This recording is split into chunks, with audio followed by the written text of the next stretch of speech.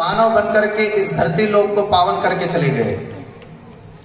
ऐसे ऐसे महावीर सूर हमारे भारत के अंदर हमारे समाज को प्रेरणा देकर के चले गए। आज उसी प्रेरणा के अनुसार हम उनके आचरणों से बंधे हुए हैं, उनके संस्कारों से बंधे हुए हैं, उनके जो बताए हुए कार्य है, कर्म है, उनसे हम लोग बंधे हुए हैं, संस्कारों से। आज हम उन संस्कारों को अगर भुला दें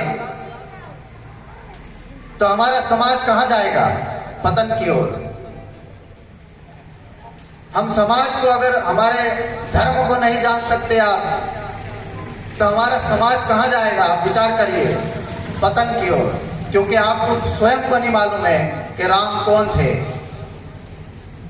राम ने क्या किया इस जीवन में आकर के, इस भूमि पर आकर के उन्होंने कैसा जीवन जिया, कैसा आचरण किया, कैसा गुरुजनों का सम्मान किया, कैसा जो है अपने कुल को नहीं पूरे भारतवर्ष को एक प्रेरणा देकर के चले गए। और आज हमारे जैसे लोग और आपके जैसे लोग उनकी महिमा का अपने वाणी से छोटी बड़ी जो हो सके गुणगान गाते रहते हैं।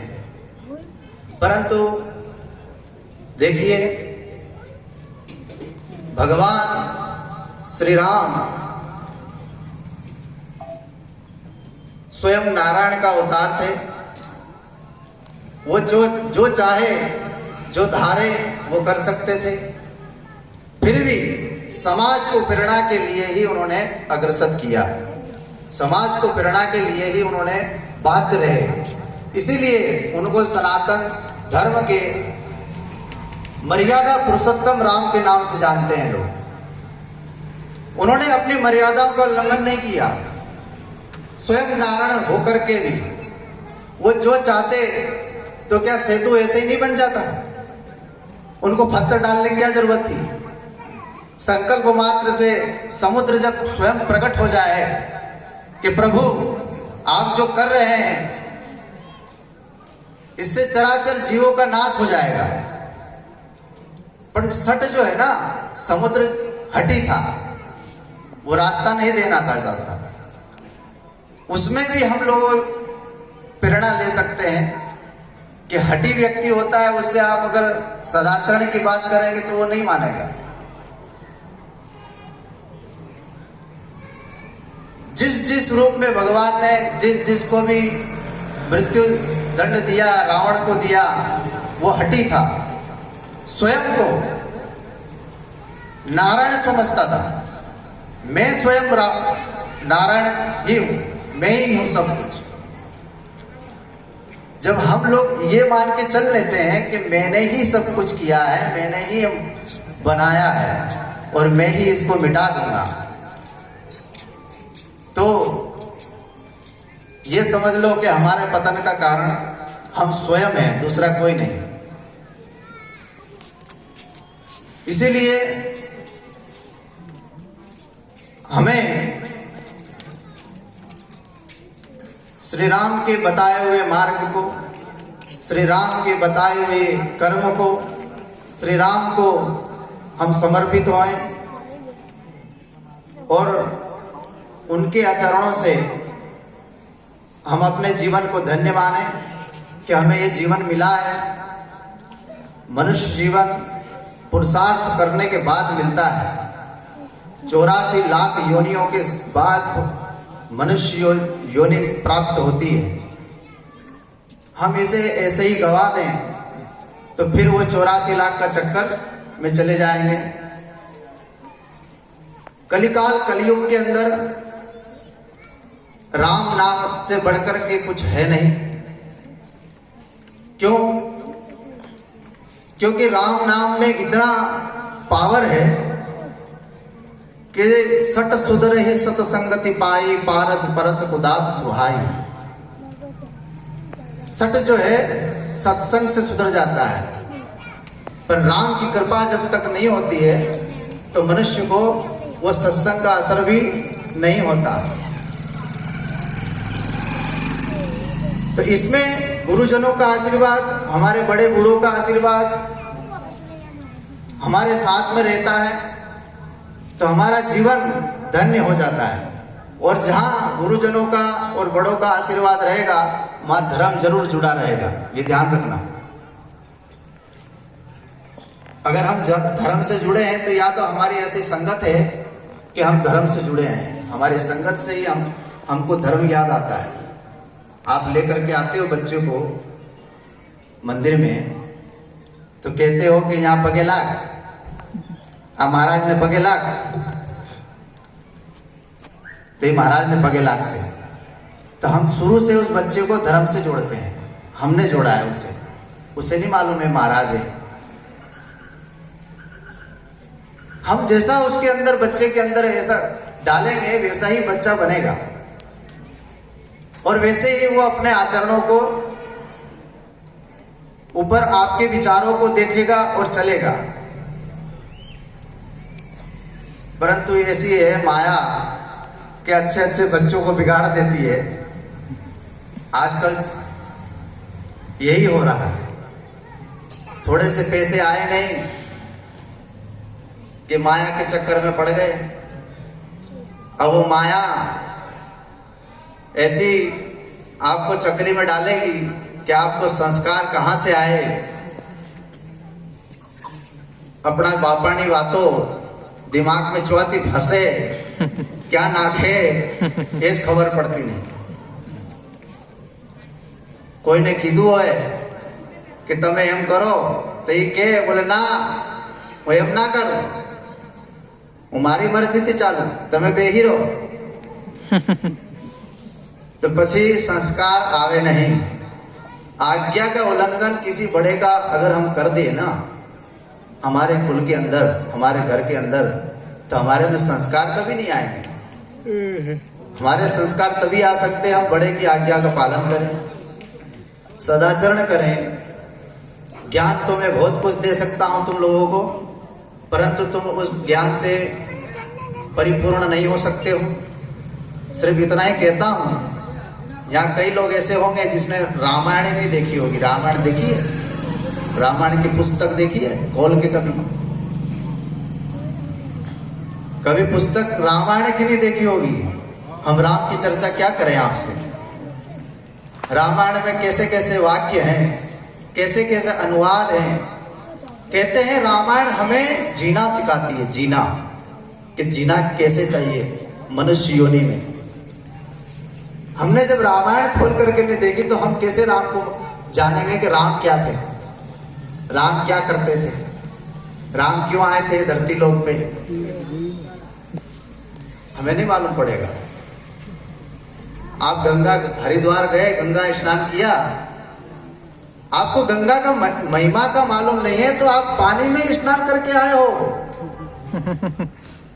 उससे अच्छा 2 डोल में नहीं घर पे डाल लेते, राम राम कह लेते, वही अच्छा था।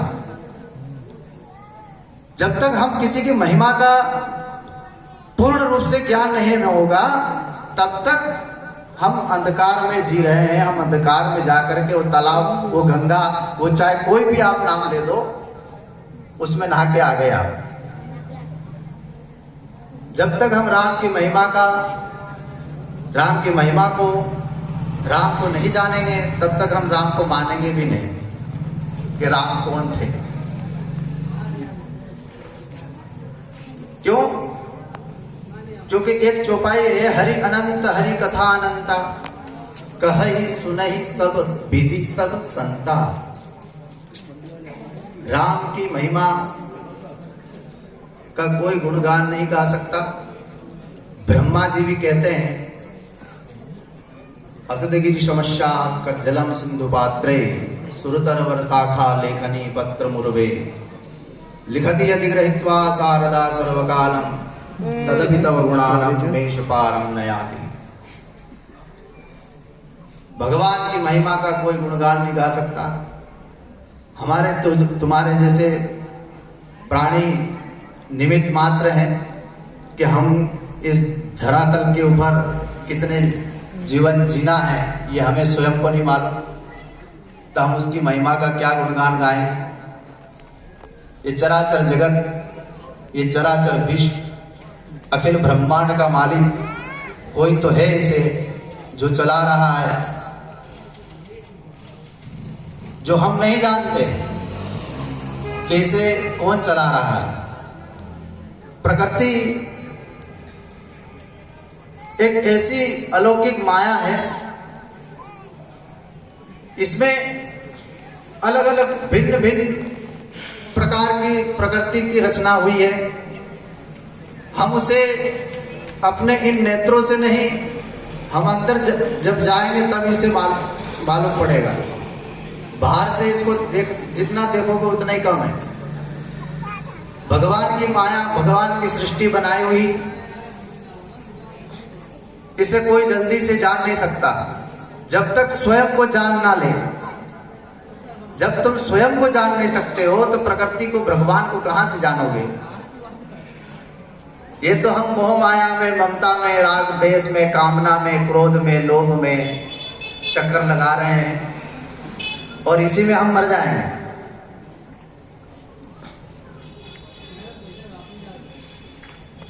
और यही चल रहा है। नौकरी गए, पैसे कमाया, बच्चे पाले, बच्चे बड़े हुए, उनकी शादी हुई, शादी करवाए, बूढ़े हो गए। अब यही बच्चा हो कैसे, तो राम राम के भाई, राम राम के शांति दिव्य ही रहे। तो अंतिम समय में वो राम राम शब्द डालेगा फिर भी जाएगा नहीं, क्योंकि माया तो वहां पर कह रही, बोले तू हारो रहे तो वो राम राम कहो नहीं, तू हारो रहे तो नहीं, तू मारा राम राम चौथी आवे मुंडामा। ऐसी बातें आ जाती है दिमाग में। हम परमात्मा को कहां से याद करेंगे। पर जितना हो सके प्रभु का नाम स्मरण करते रहो, जितना आपसे हो सके भगवान का स्मरण करते रहो, क्योंकि मनुष्य जीवन मिला ही इसलिए है कि भगवान को प्राप्त करने के लिए, परमात्मा को प्राप्त करने के लिए मनुष्य योनि मिली है। और हम इसे, ये सब छोटे मोटी वस्तु हमें गुजार देते हैं, अपने शरीर को बूढ़ा कर देते हैं और चले जाते हैं। उससे कोई आपकी मुक्ति नहीं मिल जाती, क्योंकि धर्म, अर्थ और काम और मोक्ष, धर्म, अर्थ, काम और मोक्ष, ये चार पुरुषार्थ हर प्राणी के जीवन में शास्त्रों में बताए हैं। आप धर्म से जुड़ोगे तो काम, क्रोध, अभी दो से जुड़े हुए हो, काम से और क्रोध से। धर्म से और मोक्ष से तो जुड़े ही नहीं हो। धर्म क्या होता है, मोक्ष कैसे होता है, वो तो जानते ही नहीं हो। और उसे जानने के लिए ऐसे गुरुओं की आवश्यकता होगी, धर्म से जुड़ने वाले की आवश्यकता होगी। तो यह धर्म है, इससे आप जुड़ो। तो आप जब धर्म से जुड़ जाते हो तो सारे काम भगवान के ऐसे चल देते हैं कि तू मेरा नाम स्मरण करता रहे और कर्म करता रहे। तुझे वो कर्म बांधेंगे नहीं, तो बंधन में मत बन, भगवान कृष्ण कहते हैं। तू जहां आया किस लिए है, तुझे कौन लाया है, ये तू नहीं जानता, मैं जानता हूं। तू सिर्फ निमित्तवान बन, तू सिर्फ कर्म कर। कौन से कर्म, जो धर्म से जोड़े, जो धर्म के लिए हैं। हमारे कुल में बनाए हुए कर्म, हमारे नीति नियम, हमारे घर की मान मर्यादा में बंधते हुए, अपने धर्म से जुड़ते हुए चले जाओ, आप ऐसे ही मोक्ष के भागी हो जाओगे। यही आज का ज्ञान है।